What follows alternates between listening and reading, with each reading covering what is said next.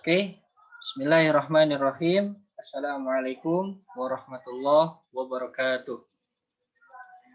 Alhamdulillahirrabbilalamin. For this time opportunity, we would like to bring our material by the title Language Varieties in Translation on Idialect, Dialect, Register, and the last mode. Yang pada kesempatan kali ini insya Allah akan dibawakan oleh kami, yakni saya sendiri, Dedi Susanto, and my friend is Rifan Arya Pratama. So, let's get started for the explanation.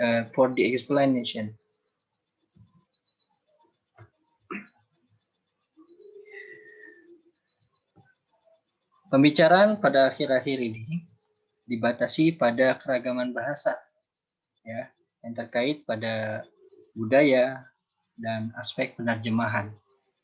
Jadi pada tujuan utama di balik diskusi ini adalah agar keragaman bahasa dan terjemahan berjalan secara beriringan. Yang mana pada dasarnya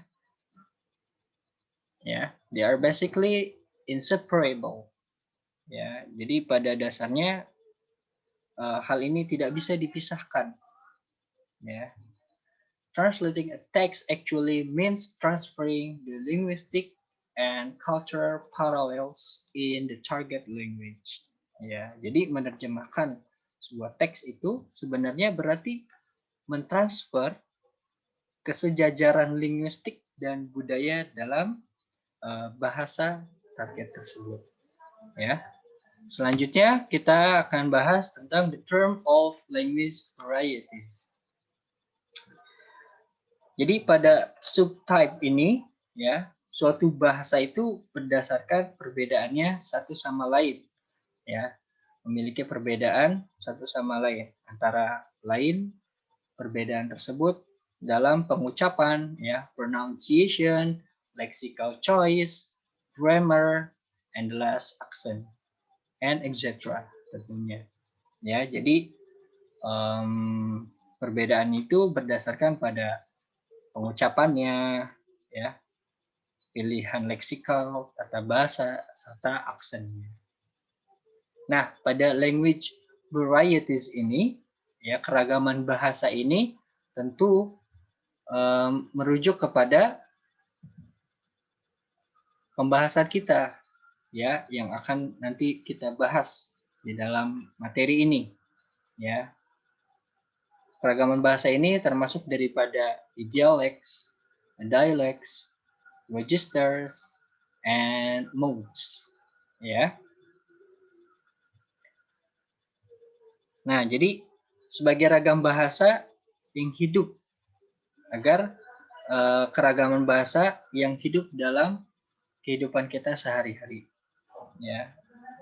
Jadi pandangan lain menurut Pete Hodder dalam bukunya yang mana dia menyarankan sebuah dialektika atau idialek itu gaya bahasa seorang dan sosialeks, ya. Dan Crick juga mengusulkan bahwa hal ini merujuk kepada suatu wilayah pendidikan, materi pembelajaran, media, dan sikap sebagai dasar yang mungkin dari klasifikasi keragaman bahasa itu sendiri, ya. Oke, selanjutnya kita bahas the types or varieties of English, yang pada kesempatan kali ini akan dibahas oleh teman saya, Rifan Arya. Padanya dipersilahkan.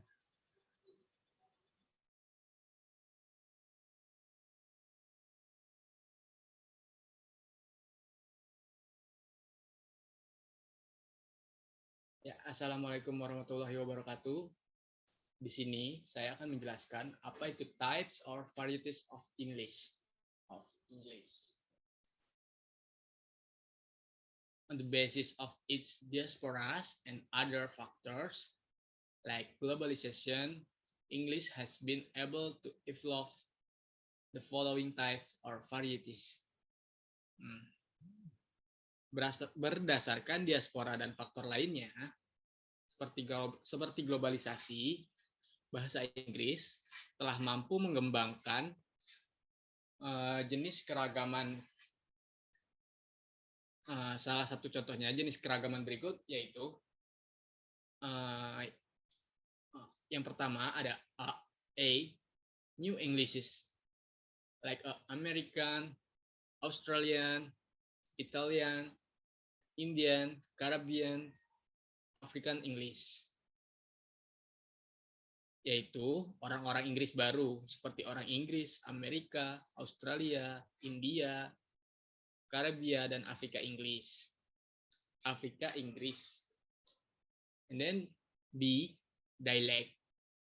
Dialect like a social, age, gender, class, and regional.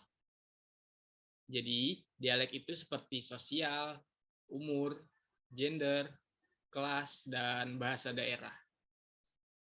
Next, she. She is a idiolect. Idiolect like a individual level. Jadi, gaya bahasa seperti gaya bahasa seseorang, yaitu tingkatan individu pada orang tersebut. Next, D, Pidgin and Creole.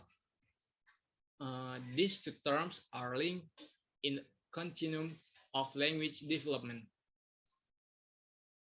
Kedua istilah ini terkait dalam kesatuan pada perkembangan bahasa.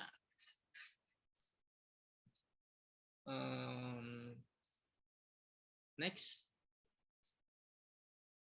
di sini ada kind of language varieties.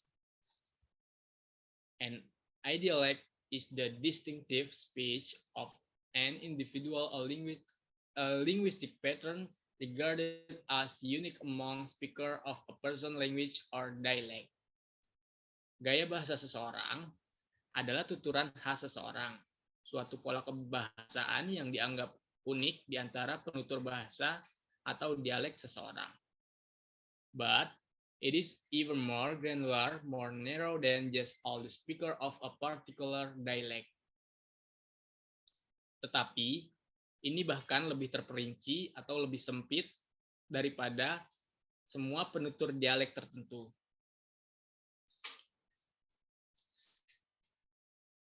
Selanjutnya, idiolect. Idiolect come from the Greek idios, once on. Di sini, idiolect yaitu gabungan dari bahasa Yunani,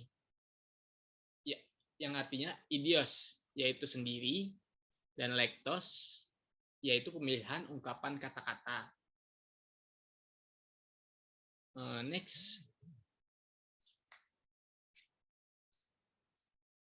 di sini ada is definite most generally. Is definite most generally as the language use that characteristic of an individual speaker. Didefinisikan yang paling umum sebagai penggunaan bahasa yang merupakan karakteristik penutur individu yang harus mencangkup semua aspek kebiasaan bicara tertentu, pola tingkah laku individu.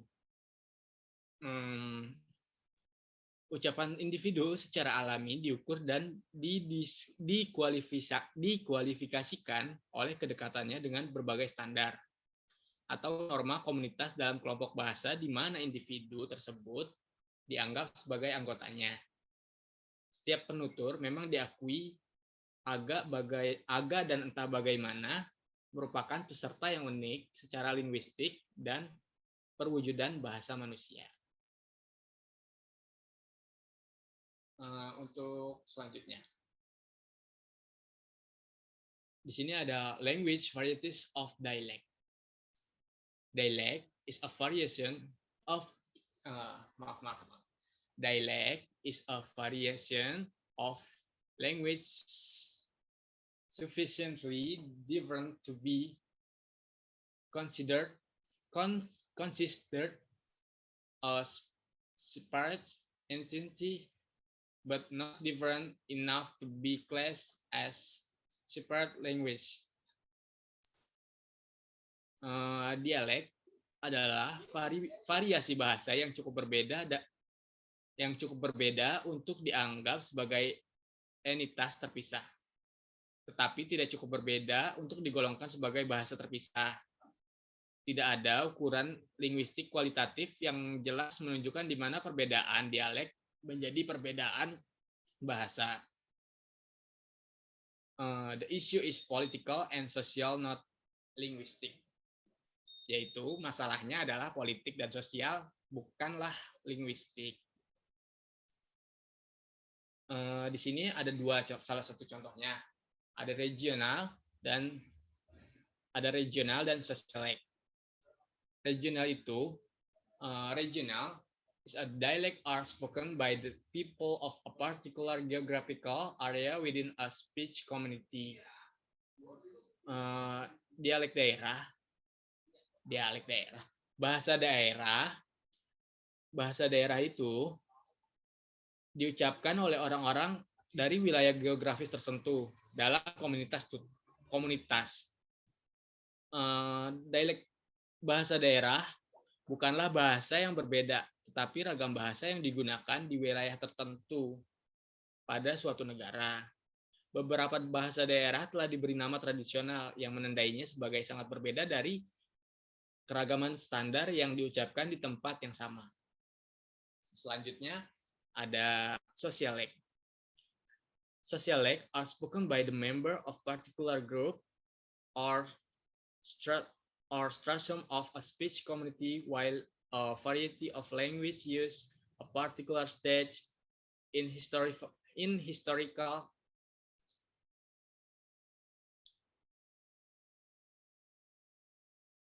bahasa pergaulan dituturkan oleh kelompok atau lapisan tertentu dari komunitas bahasa.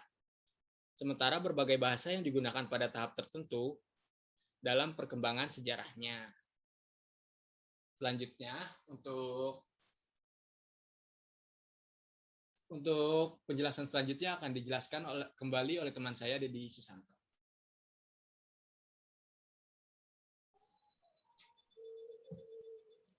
Oke, terima kasih Rifan Arya.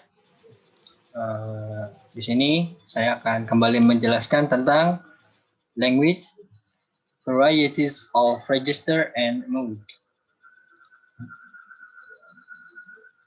Register are the languages that are used in the pursuance of one's job. Ya, jadi register atau tingkatan nada ini adalah bahasa yang digunakan untuk mengejar sebuah pekerjaan pada seseorang. They are stylistic, functional varieties of dialect or language. Jadi pada halnya keragaman register ini ya fungsional, ya fungsional. Jadi dia bisa digunakan secara fungsional dari suatu dialektika atau bahasa tertentu. Kan? Oleh karena itu, therefore, situationally conditioned discourse-oriented varieties of a language. Jadi oleh karena itu, keragaman bahasa itu berorientasi pada suatu wacana yang mana itu dikondisikan secara situasional. Ya.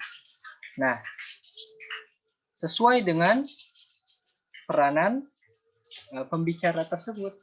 Jadi, according to the role of the speaker. Ya, misal dalam sebuah contoh, ya, a young lecturer will speak in different ways when communicating with his wife, his children, his father, his colleagues, his students, when shopping, and so on. Ya, dalam contoh hal ini seperti halnya seorang dosen muda, ya, pada saat dia berbicara dengan cara yang berbeda-beda saat dia melakukan sebuah komunikasi dengan istrinya, ya, dengan anaknya, dengan ayah, dengan rekan kerjanya, dengan para mahasiswanya, ataupun saat berbelanja dan sebagainya. Ya, jadi bahasa ini sebenarnya ditentukan dari bagaimana ini difungsikan secara situasional. Ya, nah selanjutnya mode itu termasuk daripada bentuk register, ya tekanan nada juga. Yang mana ini bentuknya medium register or mode of discourse, ya. Nah, jadi perbedaan utama pada hal ini adalah diantaranya seperti halnya pidato dan tulisan. Ya, the main distinction is between speech and writing. But in speech also one may find such distinction as conversation, discussion, debate, lecture, and talk. Ya, jadi dalam hal ini, tetapi dalam pidato maksudnya juga orang dapat menemukan perbedaan seperti adanya percakapan, diskusi, debat, berceramah, bicara, dan lain-lain. Ya, jadi dengan cara seperti ini, ya, dengan cara yang sama, in the same way, personal letters, a biography, a memoir, a poem to be read or played, to be staged, etc. are the distinction in writing. Ya, jadi dengan cara yang sama, ya, mode discourse ini untuk register medium ini seperti halnya surat pribadi, biografi, memo, puisi, ya, untuk dibaca atau sebuah drama yang akan dipentaskan dan lain-lain adalah perbedaan dalam sebuah tulisan. Ya. Nah, ini merupakan penjelasan daripada kinds of language varieties. Ya. Lalu yang terakhir kita masuk ke dalam kesimpulan. Nah, kesimpulannya pada kesempatan kali ini, jadi dalam pembahasan keragaman wicara itu konsep ranah menjadi sangat penting karena ia menandakan kelas situasi di mana keragaman berbicara tertentu itu digunakan. Ya. Jadi domainnya itu juga disebut sebagai situasi sosial, sebagai implementasi hak dan kewajiban dari hubungan peran tertentu di tempat yang paling sesuai atau paling khas untuk hubungan itu. Nah, dan juga didefinisikan secara sosial sebagai yang sesuai untuk hubungan itu. Ya, ini pernyataan daripada John T. Platt dan Heikki Platt. Nah, keragaman bahasa itu berkembang karena sejumlah alasan. Yang tadi sudah kita sebutkan ya, bahwa keragaman itu terbentuk daripada perbedaan yang muncul dari wilayah geografis, ya. Jadi orang yang tinggal di wilayah geografis yang berbeda seringkali mengembangkan dialektika yang berbeda pula. Ya, ini dalam hal dialektika. Nah, keragaman standar bahasa Inggris pun juga sama. Ya, tergantung daripada daerah-daerah tertentu. Jadi mereka yang termasuk dalam kelompok tertentu seringkali dalam hal ini adalah akademisi dan profesional. Ya, mereka meneliti bagaimana perkembangan bahasa mereka, keragamannya ditinjau dari hal apa. Nah, itu saja penjelasan dari kami kelompok 4. Kurang lebihnya mohon maaf. Dan semoga teman-teman jelas dari apa yang kami jelaskan pada malam hari ini. Apabila ingin bertanya, silakan teman-teman boleh bertanya.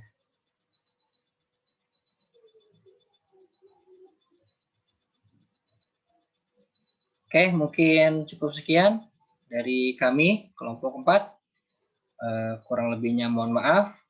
And the last, thank you so much for your best attention.